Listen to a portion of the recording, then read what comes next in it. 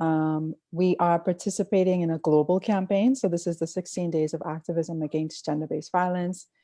And I know many of you who have joined us for tonight's session are aware of what that is, but just to give you a bit of background, the campaign this year has two themes: the 30th anniversary theme, which is femicide. And we've had several conversations about that, of course. Our first event was actually with the Global 16 Days campaign manager, Audra Manassi, who defined femicide as the intentional killing of a woman or girl because of her sex or gender. And so we've been having lots of related conversations about that. And so we're really excited to get into reporting and talking a bit about data and the role that the media plays in shaping those narratives. So we do have two more events lined up for this week. Tomorrow at 6, we will be talking about using data to end gender-based violence. So how can we better collect, analyze, and share data? And that session is with Anissa Abdullah, Melissa Petragello-Scala, and Eugenia D'Angelo. And then on Thursday, we have a session on fostering a culture of human rights with human rights expert Gaynell Curry. So we will share information about those sessions towards the end of the call, but you can take a look at the 16 days overview link that I shared in the chat. Alicia, back to you. Thank you, Lauren, and thank you again, everyone, for joining us. We are now live on Facebook. Folks, you can participate by using the comments. We have Lauren and Nia here with us who will be helping to moderate comments both in Zoom and on Facebook. We want to make sure that it's a lively conversation and that you have the opportunity to participate in it. So we are going to get started with our conversation on reporting on femicide and gender-based violence by having our planned participants introduce themselves. So just tell us whatever you think we need to know about you to kind of put your contributions today in context. Okay, so I'll start. My name is Ava Turnquest. I'm head of digital at EyeWitness News, formerly chief reporter at the Tribune, where I worked as a print reporter for about 10 years.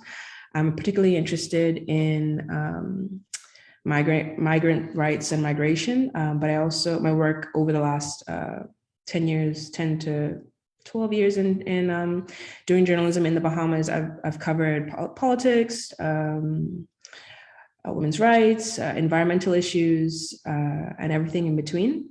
And so I'm happy to be here, and thank you for including me in this very important discussion.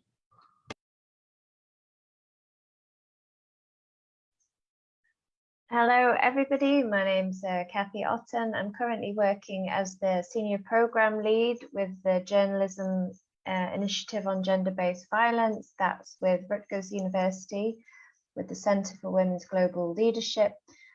Before that, I was a reporter in Manchester in the UK, where I'm from. That's where I'm speaking to you from now.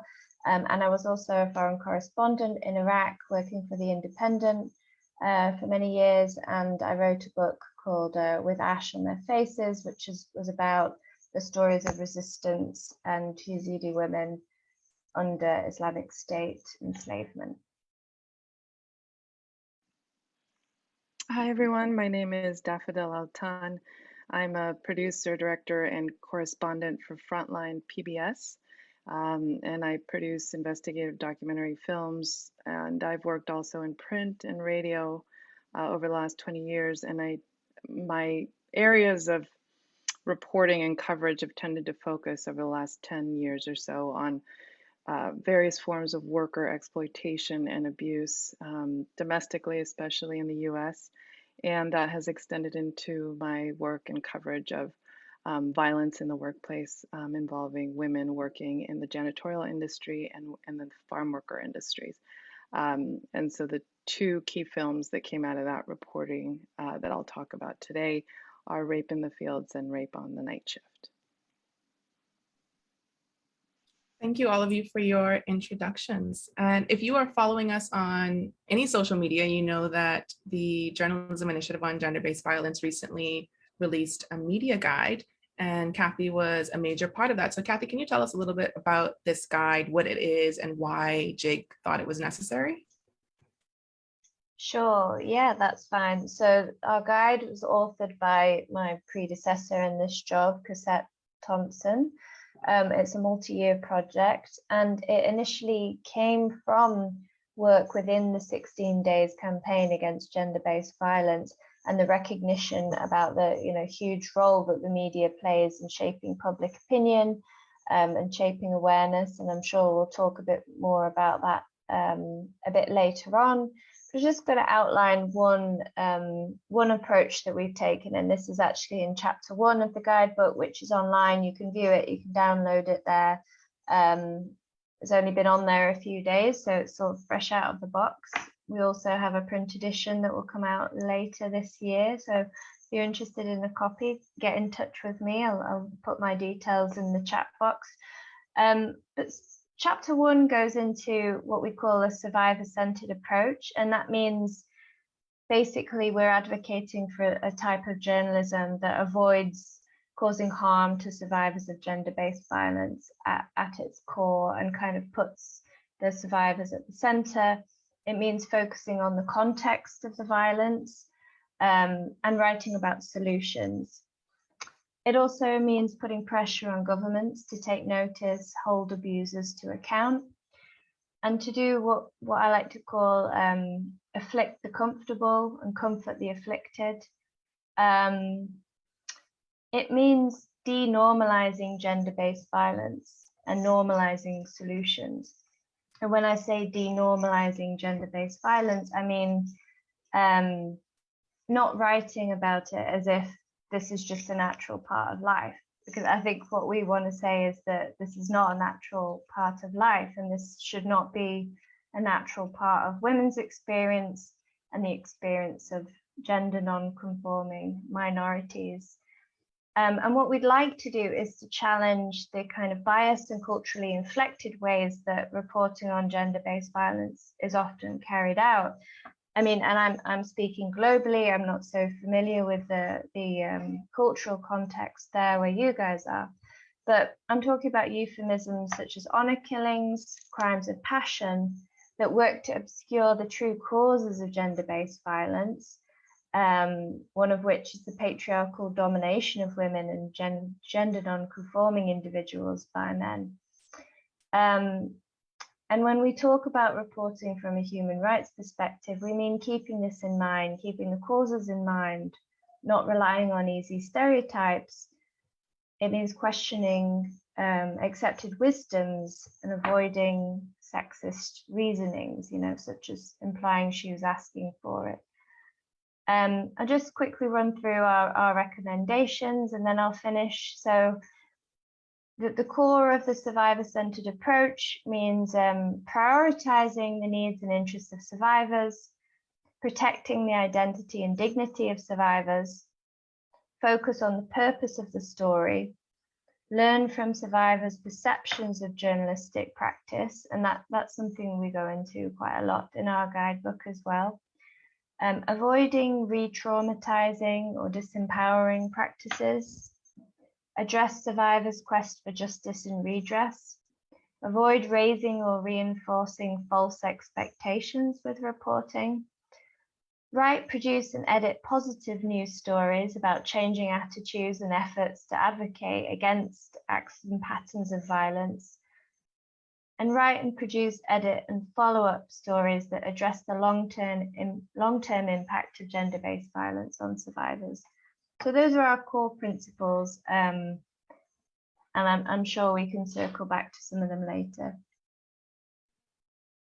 So the guide is really, at least in part, focused on helping to problematize what is already a problem, like the issue of gender-based violence, and the whole spectrum all the way to femicide and the things that happen after femicide. And it validates the idea that media, the press, journalists help to shape narratives and beliefs and behaviors. How are you seeing journalists and like media houses being responsible for these things? Are they stepping up to the plate, or is it reporting for the sake of reporting? Like, how are you seeing it with wherever you are now? Are you asking me, Alicia? Or Well, is it everybody? Let's start with Daffodil. How are you seeing the media and journalists step up to help to change the narrative and shape people's beliefs and understandings of gender-based violence? I can't, I don't know if I can speak for the media broadly, because I am not in, I can speak for my newsroom though, or my organization and my own trajectory, because I think a lot of the work that's happening right now that's needed to happen for a long time is to think not only about what stories we're doing, but who is it that is telling these stories. And so in the story, in the narrative of gender-based violence, how is the story being handled and considered?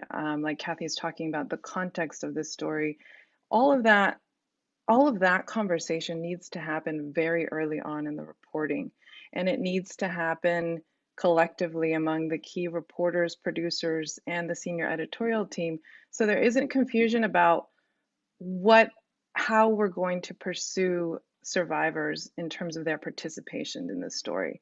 And so that, I think, is what I can't say now, what some of the things we are seeing, for example, is that process, the engagement, the consent, ongoing informed consent in my field right now, which is film and documentary film, an active discussion around how do we not only get consent one time, but make sure we are in conversation with survivors so that consent is ongoing and so that they understand, in journalism, you don't typically show an advanced version of a story or a film to a survivor. And so there's conversations right now about should that change. But at minimum, if we still have that rule that's in place, how do we engage survivors so they actually know what to expect when the film comes out, so that they know that we're going to be talking about, for example, in the case of Rape on the Night Shift, the film that we worked on, one of the cases we took apart involved a serial perpetrator. So he was a supervisor who was preying on multiple women janitors who worked the night shift. So there were multiple women who participated in the film who were survivors and who needed to know, for example, that we would be showing deposition footage of him in the film because that was traumatizing. That's re-traumatizing.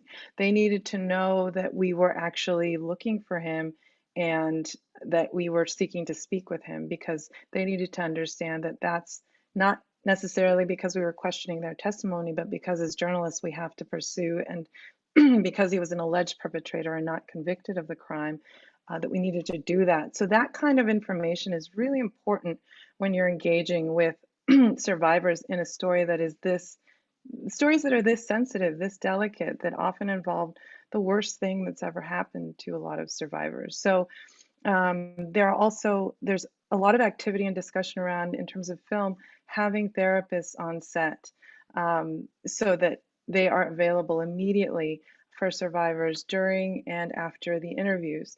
One thing that we did, these films are now, 6, 7 years old, but we did make sure for all of the interviews with survivors, in the case of the janitorial sexual assault film, that they had an advocate with them for the interview. So a trusted attorney, a trusted partner, a trusted advocate, someone who knew them deeply and well, because during the interview there were moments of pause that were going to be difficult, and so we wanted to make sure that that they had someone to support them, because our role is so particular as journalists, and we can offer comfort, but we have a certain boundary that we keep as we're trying to engage for the interview. So it's really important that they have someone that feels really safe and trusting. So those kinds of conversations are happening more. I know that for the R. Kelly film, there was a therapist on set throughout for the filming of that film.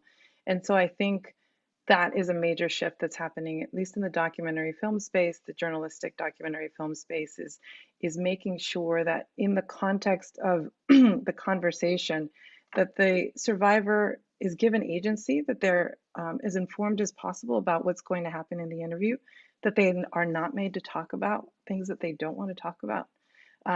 You know, a lot of the survivors we engage with have been through a court process, so often they worry that it's going to be deposition-like, you know, sorry, or trial-like when we do our television interview, and we say, no, you only need to talk about what you're comfortable talking about. And one difference, I think, in my having I have a longer tail within which to produce a film. I think some of the challenges that have been identified and are still problems in terms of media coverage is when you parachute in and you demand that someone speak to you about one of the most, if not the most traumatic experiences of their lives immediately. That is just very, it's like, that's like water and oil. It's just like trying to force that or have that happen it's, you know, it feels, I've never done that because I've never been in a situation like that. And I don't know that I could do that because it feels like a different kind of violation, because you can't just go into that space without regard for just someone else's humanity and what they've been through. So that, I think that when it's immediate and you're dealing, for example, I know this happened with Yazidi women also, is that the immediate ask, you know, if there's and demanding that people share these stories immediately, I think is something that we still really need to think about and look at as the media, you know. And I think one thing I've talked about is there a way to do like a pool interview so that the multiple interviews don't need to happen over and over again. So maybe there's just a single interview and you just take that, and multiple media outlets take that, because what you're dealing with it is such delicate, traumatizing subject matter. Thank you for sharing that. I think you covered a number of good practices that can be used in filmmaking and the making of documentaries. How is it different in the newsroom, where you're sort of just churning out stories all day, every day, Ava? Okay, yeah. So for taking it from the newsroom, 24-hour news cycle, or even just like a 12-hour news cycle, you don't have time or resources to do things like having a therapist on with you, either on the call or in the interview. However, I think some of the low-hanging fruit that we can do just is our use of language. In reading the gender-based Bible, gender-based violence handbook that was released, it talked a lot about when we're crafting these narratives, who we're centering. Are we centering the abuser or centering the victim, and centering their voice or what's happened to them? So I think a lot of times we go for expediency, and we go for I wouldn't want to say salaciousness, because that's just it. Something of this nature. You don't have to make it any more horrible than it is. It's already the most horrible thing. And humans, we gravitate towards that. We don't need to make it worse than it is, but just the retelling of it is a re-traumatizing. And I find that particularly with local media, we are, because of our small society, we are reporters have this, we're trained about objectivity. And so when you're in a very small space, to remove yourself completely from the story, sometimes that almost neutralizes your voice completely, to the point where, you know, it's sort of like you're a robot, you know. So journalists sort of force themselves into these unfeeling positions where, in order to maintain objectivity, or to, you know, under the guise of objectivity, we're writing these very cold, unfeeling stories. However, I think when we go back to the tenets of journalism, and, you know, what is our overarching goal, which is something that the handbook talks about. When you start a story, what are you trying to achieve? You know, what is the agenda of this story? What is the purpose or intent of the story? Is it to shine a light on an injustice? Is it to have a victim's voice being heard? Is it to inform a community of something that's happening in their area? I think if we have those sort of discussions in the newsroom first, before we go out and do these sort of things, I think it will go a long way, with the limited time and resources that we have, to make sure that we're one, being impactful, but also being sensitive and fair to victims. We don't use the term femicide here. I don't think I've ever heard it used here, but not for lack of need, right? So when we look at our gender-based violence statistics, an overwhelming amount of them are women, and while there is low reporting on violence against men, I think it's a very low-hanging fruit to start interjecting that word into society here now. And I would like to also pose a question, something that I think is very interesting to think about. When you're, the role of the reporter is to inform, to educate, to I feel like to set a record, right? And on one hand, you're shining a light of what exists, but on the other hand, there's this sort of altruistic notion that we are creating or contributing to a society that we want to see. So we're trying to steer ourselves into an equitable, more just society. But we're also journalists, I feel, tethered to that society and where it is. And so, how do you navigate, perhaps a culture that is regressive or misogynistic or xenophobic, and what is your role of the media? Because I do believe that while we do have these altruistic goals, we're not stewards, or maybe we are, and that's something that that's always changing, what the role of the journalist is. I think first and foremost, it's to set a record. Second, to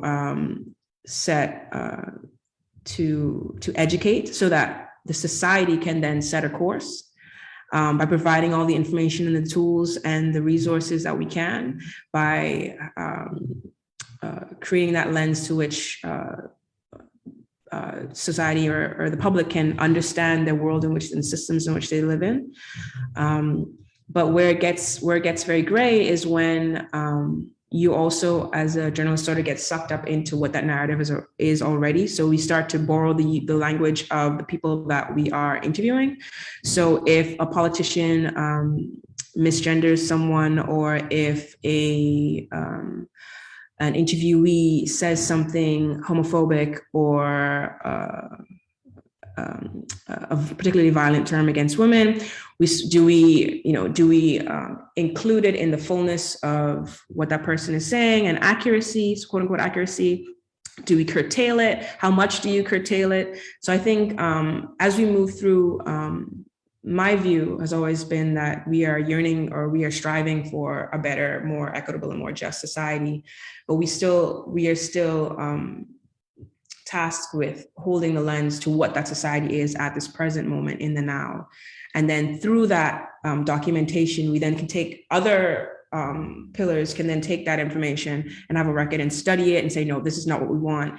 And so when I think about journalists and our role in gender-based violence and what we can do with our reporting, well, we can turn the lens, you know what I mean? We can show, and that's where survivor follow-ups, that's where solution-oriented stories come in. And I think that's really the direction that we need to take it in. Right now, we're still stuck at simply reporting the crimes that are happening, but not necessarily doing enough in terms of follow-ups and in terms of solutions and educating the public in how in what equitable discourse looks like and how we can move forward as a society. I think that's still a bridge that we need to cross and intentionally decide that we're going to do.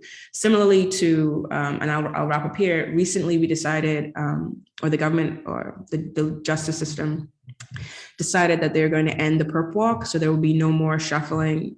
We call it the Bay Street Shuffle, where persons accused will be paraded out in front of the cameras as they go into the courts to answer to their charges. We decided that we're not going to do that anymore. That's a very simple change that has a very widespread impact on society. The way that we view ourselves, the way that we the message that we're sending to young people, particularly young Black men, the whole innocent until proven guilty.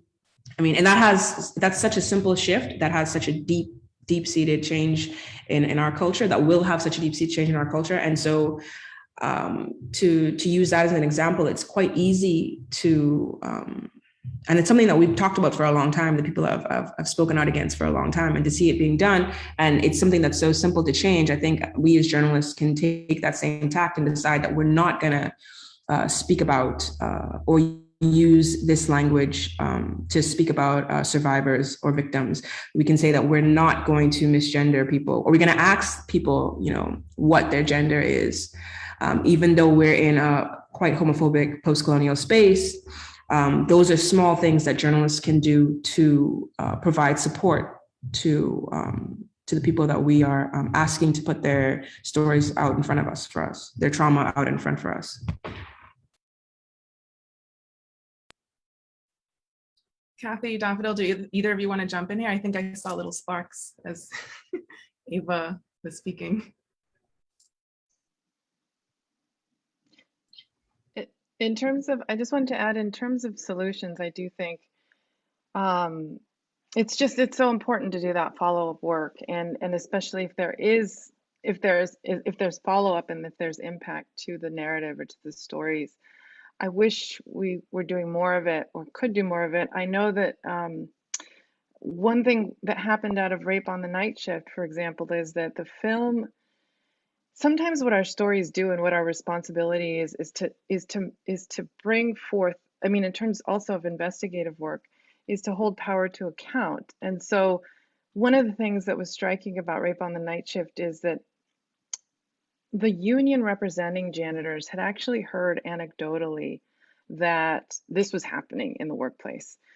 But they were in the situation where they represented both supervisors, who were often in a position of power, and they were engaging in the assaults, and they were representing the women janitors. So they didn't act on it really until the film came out, because the film had a collection of voices and narratives that made the problem undeniable and made this reality undeniable. And they were forced to reckon with it internally, and then made the decision in California to publicly run a very public campaign called Ya Basta, which means enough is enough. And they ran this huge campaign, and Rape on the Night Shift. This was totally separate from the film, and we had nothing to do with it. It was after, but they managed to pass legislation. There have been 2 laws now that they've passed having to do with workplace training, janitors themselves, women being empowered and doing the trainings themselves.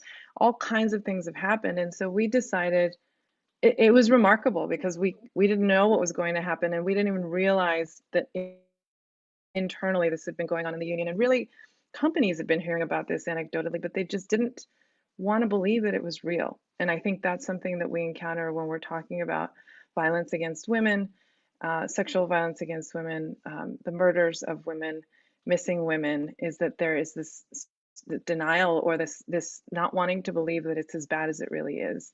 And so having collected those narratives and really kind of peeling back layers, basically the film was able to become a cog in this larger conversation and movement around this very serious issue. And then what we decided to do, though, is Me Too happened. So this film aired in 2015, and then Me Too happened several years later, and our executive producer decided, why don't we do a follow-up and take out some sections of the old film and put in a new section that actually documented this campaign and showed and spoke to, you know, some of the janitors who now had become very empowered because of the campaign, because of the film, because they saw themselves in the film. And I think it was, you know, 15 minutes of an update, you know, that required, you know, a few months of shooting, but it was important to have. Now there's 2 records that exist out there in the world, one before and one after this change and this impact. And I think, to Ava's point and Cathy earlier, following the story so that you see, did things get any better, or did they actually get worse? We need to know that, and we owe that to the survivors who shared this story, to update everyone, and also update them. Several of the women in the film weren't even aware of this incredible campaign, the laws passing. So we were in touch with them and we let them know this has happened because of you, because you decided to speak. And that was tremendous also, and really important. And I think journalists, because we're like, on to the next story, we have the next thing, we have the deadlines, you forget that to stay in touch or to go back or to remind people that the risk they took had impact. Yeah, it's particularly when you're reporting about trauma, in order to, the kind of stories, the kind of quotes, the kind of narrative that you want to build that people are going to want to read, it requires a level of intimacy, right? And trust building. And so what do you do with that trust once you've amassed it? Is it just, it's hard to say. I think it just requires a bit of intentionality from a newsroom sort of standpoint, because an individual journalist is so, particularly, I'm not sure, it can be different in newsrooms around the world, but in the Bahamas, these newsrooms are extremely understaffed. So where you have one person can leisurely, like you talked about having 3 to 4 months to shoot, like what? I have about maybe 4 hours, if that, in a given day. And so I feel like that's where newsrooms need to set the intention that we are going to give our reporters space to follow up on these stories, to continue to remain in touch, and to remind them that they can, and that this is something that they have the opportunity to give them the freedom to explore the many different facets of a story, from the actual trauma incident to the life that person then goes on to lead. And I think when we do ourselves a disservice when we don't do that, because when we just stick to that one trauma story, that's where we build shame.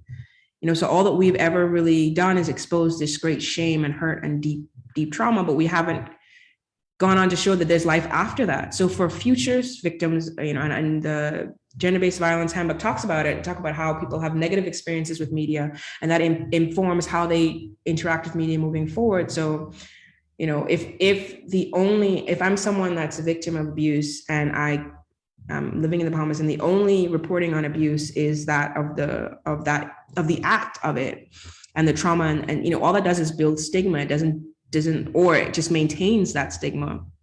And then you think to yourself, I don't want to be that. I don't want that to be the one representation of me in media. And so when we do the follow-ups, you get a chance to give victims a chance to have a multifaceted story, to show the other parts of their lives, to show how they've moved on, to show, and then maybe they don't want to follow up, but at least to give them that opportunity, right? And then we allow other victims to come forward, because they see that they don't have to be just a 2D representation of a life. They're just reduced to the one thing that happened to them that was particularly horrible. And I think, so that's the beauty of follow-ups. I really, I can't stress that enough. And it's something that it's so easy, but it's something that we really don't,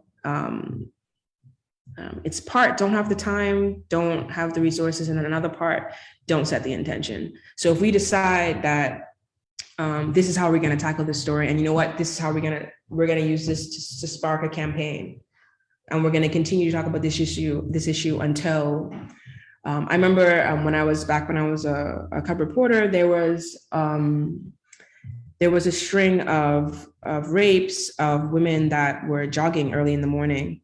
And we had gotten a few calls into the newsroom to say, hey, this thing is happening, but I haven't seen any police reports about it. Someone just got attacked. Why aren't you guys covering it? And, we were, well, the police never told us about it. So we're looking at our records. No, we didn't get any. So we asked the police about it, and the police confirmed it. And they're like, yeah, but it was just 2 times. We didn't want to alarm the community, or we didn't want to. And so we had, I think at the time I was a really young reporter. I didn't do the story, but I was in the newsroom at the time. And so there was outrage, particularly from the women reporters. And there were, we're talking about, oh, this is so horrible. But what I don't remember is us actually doing anything about it past reporting that this one woman's outrage of being raped, when the police could have put out a bulletin and she could have possibly been spared. So post that one story, I don't think there was any, and there was so many opportunities for follow up there, right? There's the women, the people in that community rallying together. There is, sort of the Crime Watch neighborhoods stories. is this something that, are women being targeted, and where are they being targeted, and who is helping them? What are the resources available to them? It was none of that. It was just the shock of the worst thing that could possibly happen to you, right? Being attacked while you're exercising at 5 a.m. And that be it. And that's sort of how we leave victims holding the bag a lot of times, not just in gender-based violence, but persons that have lost everything to fires, persons that have, perhaps, any sort of negative sort of storyline. We sort of just tell the story and then move on to the next. And there's so many other opportunities. And by doing the follow-ups, you sort of build the appetite for follow-up. So we have to, so that's something I think that we can talk about too, the fact that journalism has this awesome opportunity to create an appetite for something that wasn't there before. So you can put out a piece of writing and then it hits somebody and they're like, whoa, I didn't think about that before. I would like to see more of this. So, but not until you actually put in the work and go and do it that you realize that there's actually a really big desire for this within our community that you would have previously been unexplored. And, you sort of build, you teach. By doing the stories, you sort of create the space for this discourse to happen. And when the discourse happens, then you write about that. And that's how it continues to push the needle forward, right? And so, I think for spaces like this where we are really resource strapped, I think setting that intention in the newsroom is so key, and putting in that extra effort to return to the community is also key. Cathy, how do we build that kind of space for journalists within newsrooms to be able to actually have this fuller kind of reporting that's more comprehensive and that is not stuck in these ideas of just reporting straight news, whatever that means? Do you have ideas on how we can transform the reporting space?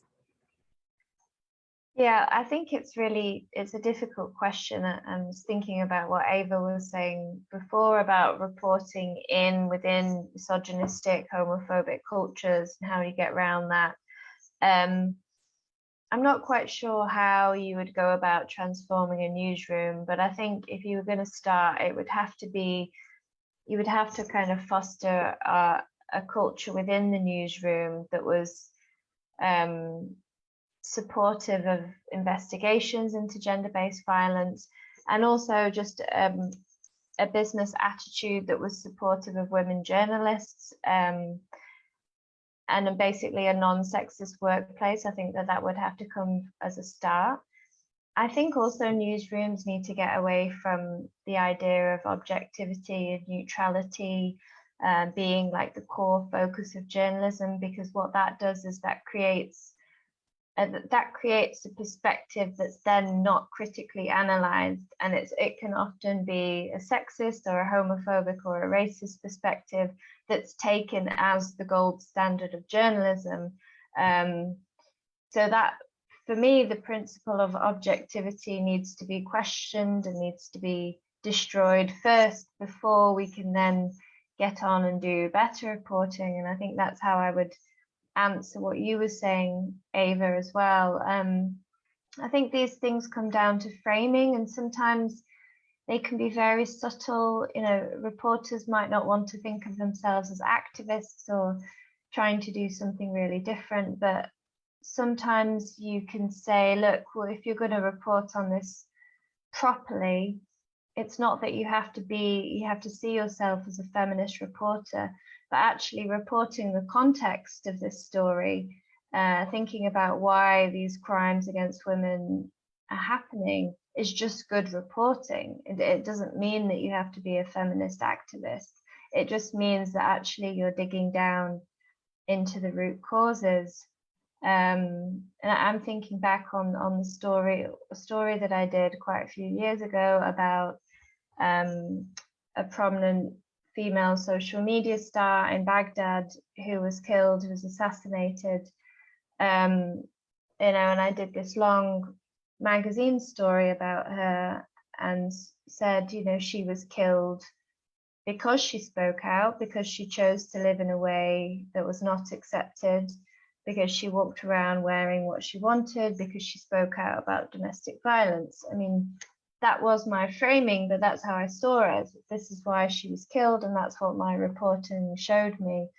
And I noted that another couple of foreign correspondents from a British newspaper, females actually as well, wrote another story about this social media star and her assassination. And they, dug into her private life, talked about her relationships with men, her sex life, and kind of threw all of these things in that just was very victim blaming. So I bring that up just to say that I think it can be a very simple question of framing. It can just be putting in the odd sentence here and there, just throwing little things in that capture the reader's imagination and make them think and allow them to think, yes, this was that this person was killed because of that, to connect the dots for them, and to not allow people to just fall back on the easy assumptions. So I think it has to come from individuals within newsrooms, and it has to come from editors and managers fostering atmospheres that are conducive to women doing good reporting. Folks on Zoom and on Facebook, it's time for your questions. You can put them in the chat, or if you want to use your mic, just raise your hand so we can avoid crosstalk. Oh, that was quick. Nicole. Hi, everybody. I just want to appreciate what Daffodil said earlier on around having a counselor or a trauma specialist on set, because even though I would have recognized it for possibly research, I've realized now that if we're going to do, because we want to look at multiple medias and we want to use media in a way that would reach people. And some of the ways we seek to do that is to actually have a survivor give their story. But I never really thought about it in terms of having somebody there too at that time. So I just wanted to appreciate and I reiterate that was a really good interjection to have them, because I do understand, yes, the possibility of re-traumatizing and having to tell their story over and over and over as well. So the piece around where she talked about, having the one clip and then share it is also very useful. So I just wanted to thank her for that. I think maybe as a way to sort of, because maybe perhaps newsrooms can have sensitivity training. Maybe that's a way to get around that for the 24-hour news cycle. I know that's something that is a thing that's done. I'm not sure. I think perhaps we can advocate more for that. And when we can't, in the terms of the reporting, I mean, when you're working on a longer piece or a longer form, then there are a lot more things are opened up. But when you're a beat reporter, day-to-day, I think perhaps engaging in that sensitivity training, either personally or having it being sponsored by the newsroom, would possibly be a solution to ensure that we are protecting victims and not re-traumatizing them.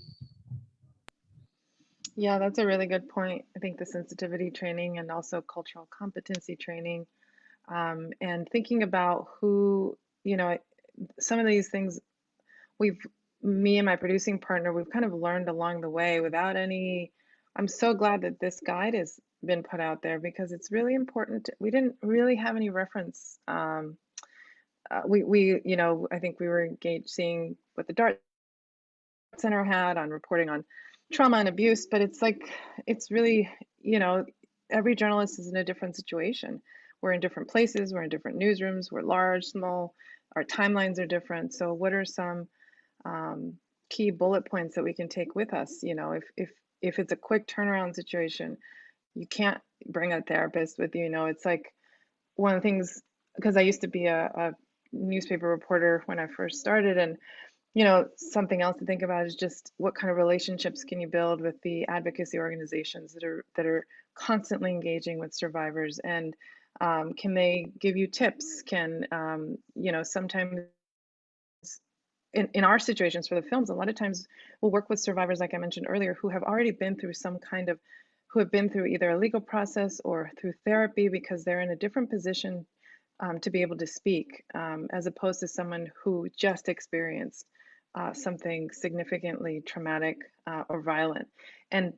But that's, again, in my situation where we do that and we're looking at adjudicated cases. But if you're, reporting, if you're a first responding reporter and something has just happened, you're talking to people who just came out of something. And so what are some practices that we can engage in, that newsrooms can engage in to prepare reporters for that engagement, for the trauma that they may experience vicariously, and how can they go into that either with the help of, community advocates or, getting, I think, mental health training for how you can absorb this as a journalist, but also how you can engage with someone with some of those mental health psychological practices that we actually don't have really any training at all in as journalists, and I think we could benefit from.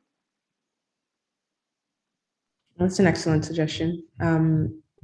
Through reporting with these groups, you sort of get exposed to it. So, and there are groups like Equality in Bahamas is always doing their part to really expose us. But that would be that level of intentionality that's required for us to take the steps and say, no, we're going to have this included in our onboarding. And, because sometimes, and this happened recently where a video, a news organization would have posted like a full tape of an interview they would have done with someone that had recently, with someone that had recently lost a family member. And the line of questioning, the public was so disgusted by it. And really, it was sort of, if you're a reporter, you listen to it and you say, oh, that's tough. But like, it's just, it's just one of the things that, if you listen to, what some of these, if you listen to the full, you'd only see the couple of seconds when they play the really heartfelt comment, but you don't see the 20, the like maybe a minute, 2 minutes before that, when the reporter's just pestering them for just say something. How does it feel? Trying to get you to say more than just, oh, I'm heartbroken. And you see like these really moving pieces, and you don't realize like for the 50 minutes before that, it was just someone like being shell shocked and the reporter just asking in a variety of ways, how shitty do you feel? You know what I mean? And so they ended up, they got so much flack for it. They deleted the video, but I think it really opens up for the conversation of like, is this the standard? And you sort of cringe at those questions, but was there any training? Have reporters been trained for that local cultural context, but also for what the reporting standards should be? What are when we're dealing with people that are murder victims, people that are victims of sexual assault, what is the line of questioning that's safe and that's sensitive, and that we can agree that's okay to ask in this situation, right? And if we set that intention, we don't have to go into spaces sort of blind and sort of fumble through the dark. And then if you're a sensitive person, then you'll ask a sensitive question. But if you're just not, then it's whatever you get. In the case of this, that video. So I really think that's a great idea. And I think it's something that we personally will be, I know that I personally will be trying to do more of in my newsroom. Yeah, that video was horrible. I think it was sort of like a window into, like you said, the longer thing, because we only usually see like the quick bits. I think it was accidental probably for them to post the whole thing because it was horrible. But following on that, another thing that I don't think many people are paying attention to yet, but there are some of us that are like, why is this happening? Where there are reports on rape, in particular statutory rape, and the framing is, or it's being called unlawful sex with a minor. Like, what is up with that? So I can speak from the local context, and it goes back to what Cathy talked about and what I said earlier, when we feel like the gold standard is objectivity and neutrality. And so we go for, well, this is what the courts are calling it, and so this is what we're going to call it. And so, not thinking about how important language is. And I think, to be honest, a lot of it is not being fully aware of our remit under the law, not wanting to run afoul of the courts, and not wanting to write anything that you may be that may be inaccurate. So it's like this, the dogged pursuit of accuracy sort of strips these stories of any sort of warmth or sensitivity, basically. And another sort of perspective that can be gleaned from the handbook, which I'm so glad that I read before coming to this, because there's just so much good stuff in there.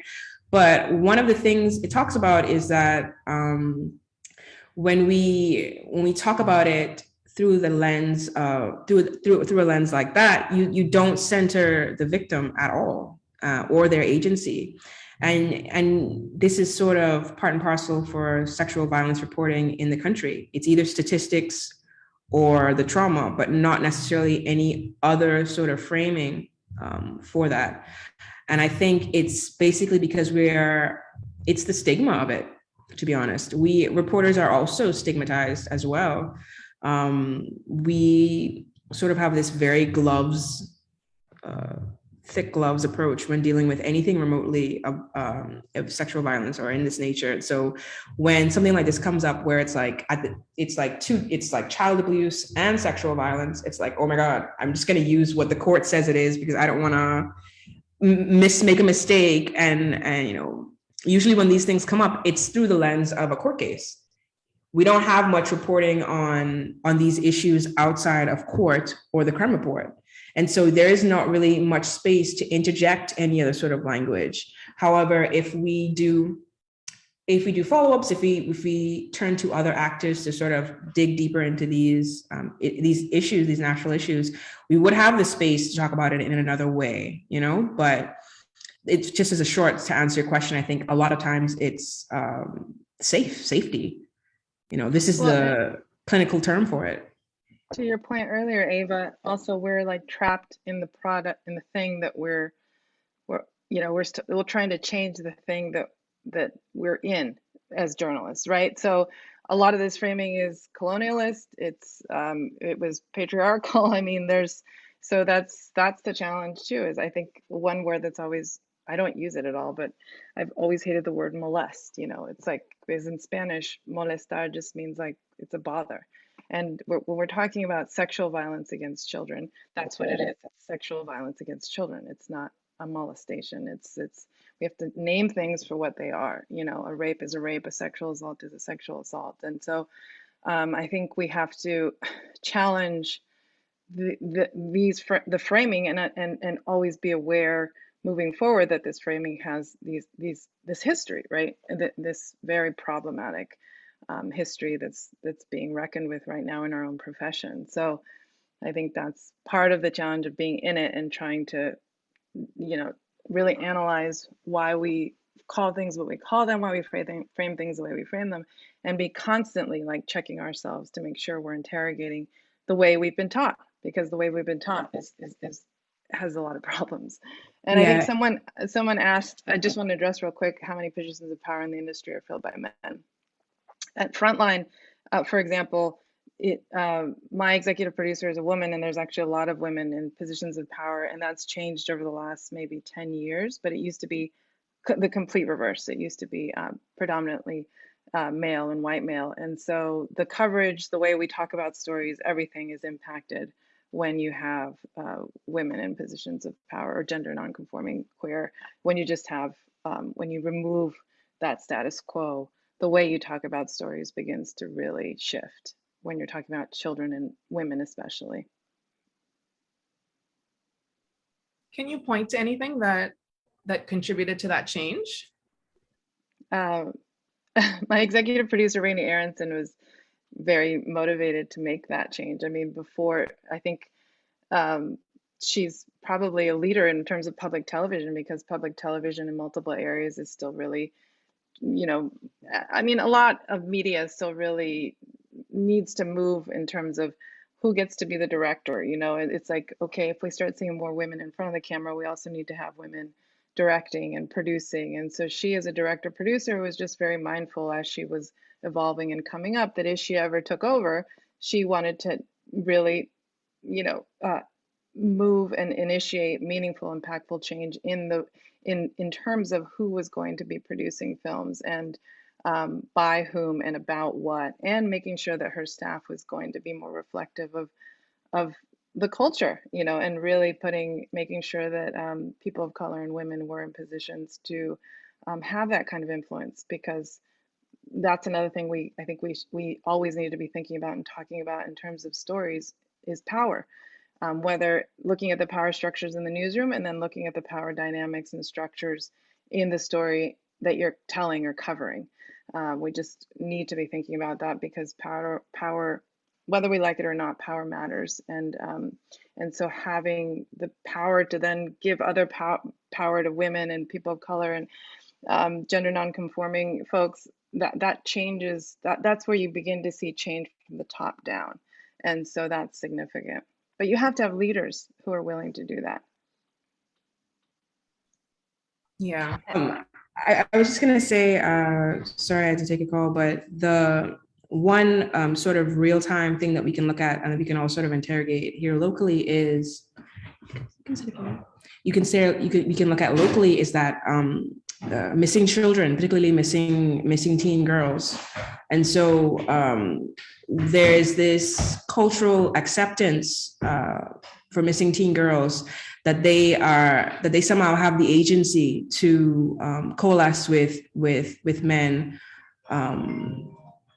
and that's fine, right? And so it's okay that they're missing for a couple of days, because the onus is that, oh, they're just gonna go out to be fast or to do God knows, they just want to break free the rebellious girls, when in reality this prevents us from actually offering protection to these girls. And so I feel as though there's the real effect of how we report on these issues, and then there's also the stigma that's placed on young girls, and then also how they view themselves. So there is this, because by creating a space where we say that it's not really an alarming thing, or it's not something that, you know, these missing bulletins come out and they get rescinded and they come out and they get rescinded, to say that that's not an issue or to just dismiss it is creating the space for violence against young girls to thrive, you know? And so that's one of the things where, you know, you talk about interrogating, we need to interrogate as a society why we're okay with that, right? And then why we put the responsibility of these girls, why we put their protection on them and not on the state or their parents. And if something bad happens, then it's because of something that they did, and not a general and not a failure on our part, or as a society, you know, because if we know that this is an issue, what are the stopgaps? What is the truancy policy? What is the where you know, if it is that the rate of missing girls is so high, if we're actually truly reporting on it as missing girls and as a phenomenon where we have statistics and data on it, then we can come at solutions as how to stop it, right? So I think definitely the interrogation of why we are as a society okay with that, and then flowing through that, you know, if it's not okay, then what are we doing and how are we changing it? And I think, you know, looking at, and I think Equality Bahamas has a talk coming up about data-based data and how data isn't so important. So I think this is one of those things, definitely. Thank you. Cathy, I think you wanted to jump in there. Yeah, I just wanted to answer try to answer your question, Nicole Hendrickson. You asked about how do newsrooms deal with persons who are also survivors, sending them out on stories. I don't know if you saw the controversy at the Washington Post. I think it was last year or earlier this year, but I think that this is a really good example, the case of Felicia Sonmez. She's a national security or politics correspondent there, and also a survivor of sexual assault. And the Washington Post newsroom banned her from going out and covering stories of sexual misconduct, sexual assault, because they thought that if I'm paraphrasing this correctly, is because they thought that she was unable to be biased or objective about those stories. And we know from the UN, from the WHO, that roughly a third of women globally will suffer some sort of gender-based violence throughout their lifetime. So of course you can see the problem here with the Washington Post's perspective, that would then mean a third of women journalists, or a big proportion of women journalists out there, are unable to go and cover stories because they're seen as being biased if they're a survivor. Now, rightly, the Washington Post have had a lot of criticism from journalists around the world, and like Daffodil was explaining, I think there is a cultural shift, a cultural change going on within journalism, and certainly in the foreign correspondency world that I was in. There's a lot of soul searching and question asking, and like, how do we do this ethically? Because historically it was so egregious, so colonial, so awful. So I think there is a shift happening, and Daffodil's also talked about this in the documentary filmmaking world, and there are a lot of big questions and big controversies happening there about new ethical approaches. There are a lot of guidelines coming out, but I think, Nicole, it's like yet to filter up to the management editor level, in my opinion. It seems to be more of like a groundswelling sort of insurgency among like-minded reporters who want to change things, and there's just not a lot of understanding there. And I think the economic reality of a lot of newspapers makes it very hard as well. So yeah, I don't know if that answers your question, but I just posted the link to a piece about the case of Felicity Sonmez. I think it's still going on. She's in some arbitration at the moment with her own managers, her own editors. So that just shows you how difficult it is for reporters on these stories to be taken seriously and just having to fight to do their jobs. Thank you for that, Cathy. And I see we have a couple of questions from Dominic that are sort of getting at a question that I skipped earlier around just being trapped in capitalism, really. So I'm going to combine two of his questions here. Do you think any companies here care about investing any more than the minimal amount necessary to sell ads? And if not, what can we do about that? And then the other question is, how much can we expect from an industry that is dependent on the same corporate machinery that is at the heart of most of the exploitation we're trying to address in these conversations? And, you know, that really, it makes you think about, you know, everything that we're talking about here is about intention. Like I think all of you have said intention, and thinking about the impact that you want to have with your reporting. But does your intention and your interest in really truly addressing gender-based violence conflict with the money making that, because it's a business? Yeah, you need time to do that, and it costs money. So yeah, I can jump in.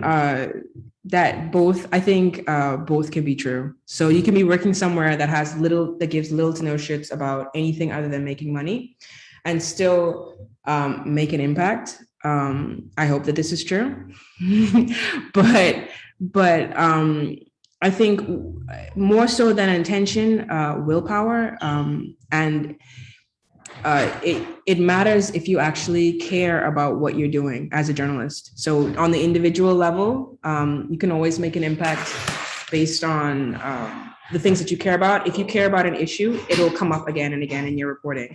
You're going to seek out those stories, and you may not get any sort of play by your editors. If they're still publishing it, then you're on the right track. If they're not publishing you, then you need to find somewhere else to work. But if you're getting published, but it's just not on the front page, you just continue, you know, and and I think we need to stop thinking about change as something that has to be a tsunami. Change is literally happening on a cellular level every day, every second of the day. And I think we need to celebrate more of those moments so that we can have the stamina and capacity and drive to keep going, right? So I'm not looking to, I think when you first get started, you're looking to have your Pulitzer Prize. I think if you can just make an impact in just one person's life, if you can end an injustice that's happening in just one small community, that is way more measurable, you know, and I think that that is possible within a capitalist system. I mean, if we can overthrow capitalism, that would be great. But seeing as for the foreseeable future, that's the path that we've decided to walk. If anyone wants to leave that, we can meet an hour from now at the Kentucky, but we can burn that first. But if you're really serious about, you know, just, it doesn't have to be, you know, I always think about, you know, when I speak to new reporters, I always tell them that, you know, when I first started writing migration stories, everyone called me the Haitian reporter. I still wish that I knew how to speak Creole. I'm working on it. But those series of stories that I did led to a real impactful change. But when I first started writing them, I wouldn't have thought that anything would have happened. You know, so you sort of have to when we think about change, I think we need to start thinking about it in terms of what am I going to do today? And what is something that I can sustain and keep doing? And I saw another comment in there that I just wanted to touch on from Nicole. She said another good one too, but where she said, how do we deal with sending reporters who are maybe victims of sexual violence to go and cover stories? Since becoming a news manager and moving from a reporter to an editor, I make it a point to know who my reporters are. And so I would find out what those triggers are, because I need to know in terms of how, not only, yes, because I want to be sensitive to you, but also because I need to know your capacity. And so I think if you know your team, and that's, you know, the benefit of having such a small team is that we all know each other. But even in big newsrooms, you have to take that time from a newsroom perspective to know exactly who your reporters are, because you don't want to have a situation where someone has a panic attack or you know, you're in the middle of coverage and you don't realize. It's the same as knowing someone has an allergy. It's just as important as someone having a life-threatening allergy that you have to be aware of. So I think in terms of building those relationships, you don't have to know the details of their trauma, but you have to ask them, and you have to care about who you're sending out there. I think that's what it is. The intention is also you giving a damn. So if you care about what you're reporting on, even in the slightest, the way that you report on it changes. And that's what I would say. And just to add, in terms of being trapped in capitalism, it's just like that's always a tough one, because it's the system that we're trapped in. I mean, it's like, and doing so much work on, I mean, I've done films on labor trafficking and just so much worker exploitation and abuse. It's really, and you know, and from what my reporting bears out is capitalism plays a huge role in all of this. And so it's hard when you think more broadly. And I've worked in nonprofit and for-profit corporate media. Now I work for public television. And I think one of the things ultimately that I'm just trying to do now, and to Ava's point, is like partner. We also have like local journalism initiatives that actually you guys should apply for, Ava. But we Frontline funds these local journalism initiatives because we want to do films that come out of the local because of the dearth of local coverage. And really just we've done lots of collaborations, and I really like collaborations with other news outlets. So we partner with corporate sometimes. We partner with the New York Times. We'll partner with, you know, other investigative news outlets, and now we're partnering with local. We have what's called the Local Journalism Initiative, and now we're doing some films out of those initiatives. But really, it's because the reality is also as journalists and as storytellers in the journalistic space, we are up against massive entertainment spaces. And so I think it serves us to amplify as many platforms that we have accessible to us, like use those platforms to amplify these very important stories, because you know, and then sometimes entertainment will take the journalistic work and make some feature show or series out of it, which is important, but we're not competing against each other so much anymore. We're really up against a lot of entertainment, and we're really fighting for people's attention. And the last president in the US really did a lot to undermine the work that a lot of ethical, well-meaning journalists who really report along a very strict set of standards in corporate and public media really undermined the hard work that a lot of journalists are doing. And so I think, you know, our reputation in terms of the work that a lot of journalists are doing, which is just honest, reporting, that really trying to inform their public, really trying to hold power to account, to interrogate the local city council, to interrogate the state legislature, to interrogate companies that are taking advantage of people. I mean, that's a lot of the work that a lot of the journalists are doing, and we get lumped into this problematic media bubble. And I feel like the more we engage with each other, the more we try to collaborate and amplify these stories, that's all we can do at this point. I mean, and it's important because that didn't happen before. Journalists historically, media outlets are extremely competitive with each other. They don't like to share. They like to win. And I think that's a major shift that's happening. That's good. Where if we're thinking ethically, if we're thinking about what we're up against in terms of massive, entertainment industries and money that's beyond whatever our budgets ever are, we can think collaboratively about how to amplify these really important stories.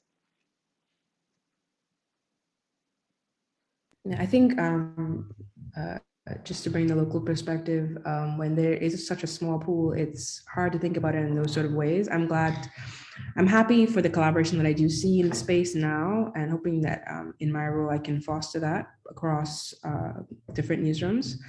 I think when we realize, and the way that collaboration looks, just as you would have mentioned earlier, or I think Cathy, probably you mentioned that, where we can get just one interview with the victim instead of 8 exclusive interviews with the victim. You see that generally on fresh murder scenes, when you're there, the police tape is still up, and there's a family member that's recently just found out, they're walking into the crime scene. You'd find that, there's sort of like a vultures sort of thing that happens. And, you make a decision then to say, okay, this person's you can tell that this person is only has capacity to speak once. We're all gonna just do it one time. So sometimes that's there. And then sometimes you'll be quite disgusted by the lack of collaboration that happens. So, but I think by having more community-based forums for reporters to actually speak with each other and speak to the issues that they want to cover, and talk about the industry standards that we all collaborate to uphold.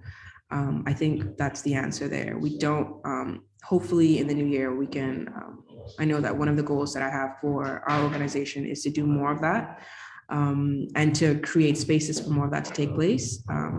And I know that across newsrooms that there is a desire for more collaboration to actually, to hold up our end of to do things, not just the way they've always been done, but to do things better and to have a greater standard. So I think it's time to step above criticizing, because I think that's really easy and self-fulfilling to do. Like it's easy to criticize someone's mistake, but how do we push ourselves to be better? What are the solutions there? I think that collaboration is sorely needed, definitely. We also have a question here on violence against you as journalists. How do you deal with violence or the threat of violence against you? Or is this something that you've experienced? Most definitely. Fortunately, when you report it, it takes various different flavors. Sometimes it may be a very negative message. Sometimes it may be an insult hurled at you from across the street. Sometimes it might be an actual violent sort of incident. I think there isn't a lot of support given to reporters, so we tend to, this is where self-censorship comes in. So if you've had a negative experience in the past with a particular area, particular community, what you do is you look for signs of something that, so if in the past you've spoken to someone and about a certain issue and it's went south, you tend to never ask that question again, and you'll see that, and then, when you're on the scene talking amongst yourselves as reporters, the person's like, oh, it ain't gonna be asking, because the last time I asked that, it did not go well. And so there isn't really a lot of, I think for Dorian, a lot of newsrooms offered counseling and therapy for reporters that covered Dorian that were victims of the storm as well and experienced it. But when it comes to the general violence that you experience on a day-to-day, there isn't really much support that I've seen. I think that's something that we could do a lot more in. I guess support, there is support because in the newsroom, we sort of rally against each other. We talk about it. That's sort of a therapy in and of itself. But I find there's generally state and in the newsroom, not much support for reporters. It's one of the pratfalls of job. There are perks, and there's also like you could get stalked for 3 months, or you could get someone like screaming outside your house or trying to follow you home. Those are some of the things of the job. And so there are specific cases that have happened here. I've had a couple of things happen, but not rising to the level of violence against my person, which I'm grateful for. But I think what I've seen is it just generally leads to self-censorship. Like if someone gets burned in a particular way, then they don't tend to go that route again. Like you won't see them doing those type of stories anymore because of that incident, whether it's purely verbal abuse or if it's physical. Reporters have been victims of crime, similarly crimes against the person, just as regular citizens would. I think there were a couple of notable cases, but I'm not sure whether or not they were identified as a media worker or if they were just attacked as just basically a citizen. So, but yeah, it's rough. Like I think whenever my reporters have been attacked or usually it's verbal assault, we have the first thing that I like to do is have a full talk through of the incident, and then we decide whether or not I always advocate to file a police report simply because it's the most terrible thing you could possibly do. I don't know if it's the same anywhere else, but it just sucks. But I think it's important to file the police report because that's the first step to having a record of something happened, and it's a protection for yourself. So I will provide support in that way, either going with you or trying to navigate that process along with you. And then taking it from there, are we going to press charges? Are we not going to press charges? And then taking those steps and providing support at each step. It's important for newsrooms to let reporters know that they are protected, that they do have the support if something happens, because they are basically a front line. And and it really shows when that there is no support. Most times people won't stay in the profession at all. And you ask them why, and that's among many reasons. One being the really shitty pay, but second to that is the lack of support, basically across the board, not just for instances of abuse, but just disputes or a politician is bullying or you being wrongfully attacked or your credibility is being called into question. Usually, reporters fight these fights by themselves, and so. I think that's changed. I think it's just on a case-by-case basis, we'll have to continue to push it forward in that way. But I know, speaking for myself personally and in the incidents that I've had to handle with my staff, that's the way that I do it.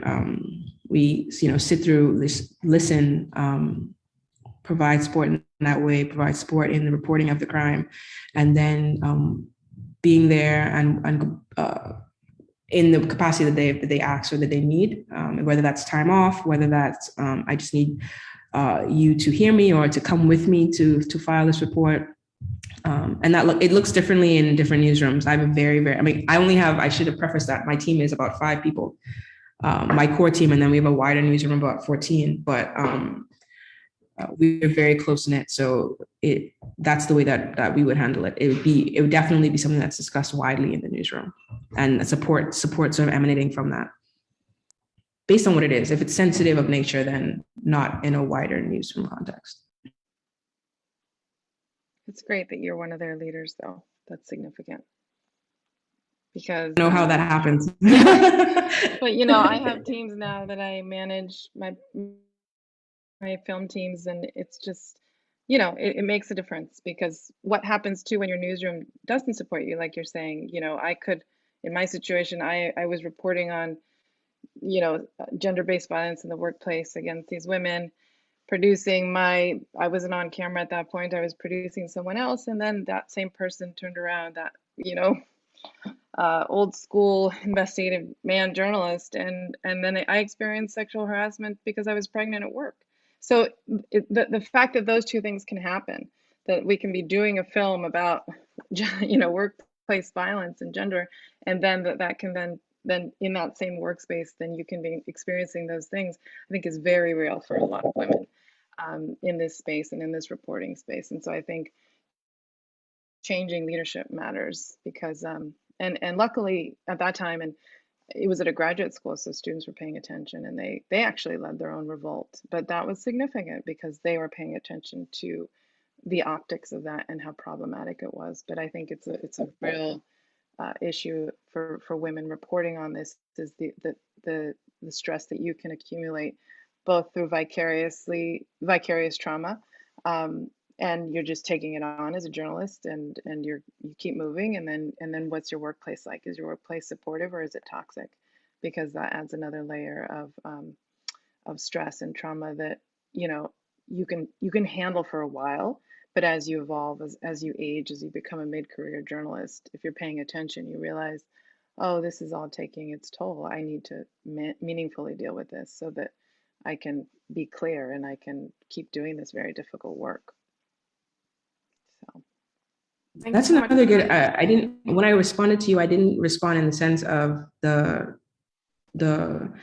being exposed to trauma and the impact that has on you as a reporter.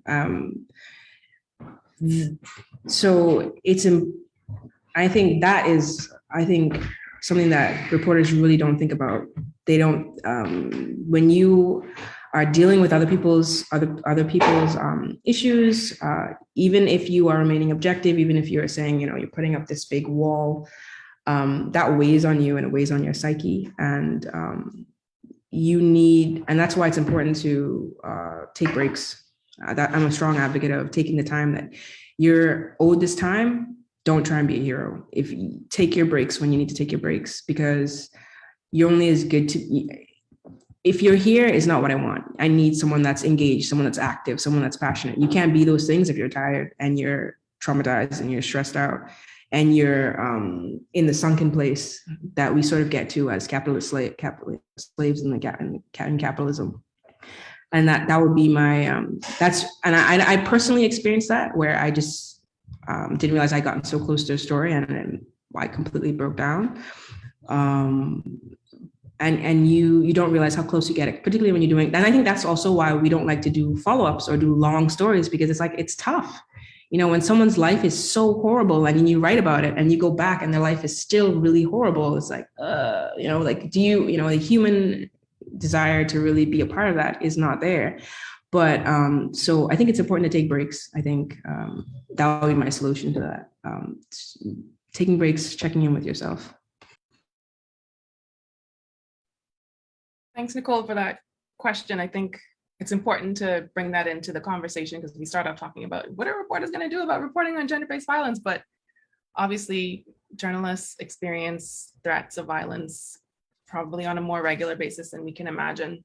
So I'm glad that we were able to end on that note to bring some more perspective. Thank you to Ava, Cathy, and Daffodil for joining us for this conversation and for sharing your insights. It's been great to hear from you, and I think the wheels are turning. I'll probably be reaching out to you for things over the next few days as we wrap up 16 days and start thinking about what's next and what our solutions look like. And thank you to everyone joining us on Zoom and on Facebook. Remember that we have 2 more events coming up. Tomorrow is the conversation about using data to end gender-based violence. That is happening at 6 p.m. Eastern Standard Time. You can register for that at tiny.cc/16days712. Lauren has put that in the chat, as well as the link for the Thursday conversation about fostering a culture of human rights with Gaynell Curry, also at 6 p.m. Eastern Standard Time. We look forward to seeing you tomorrow and Thursday. It's the last 2 events. Come on, join us again 2 more times before we really ramp up our demands and prepare to move into another year, full year, 365 days of activism in 2022. Thanks again and have a good night, everybody. Thank you.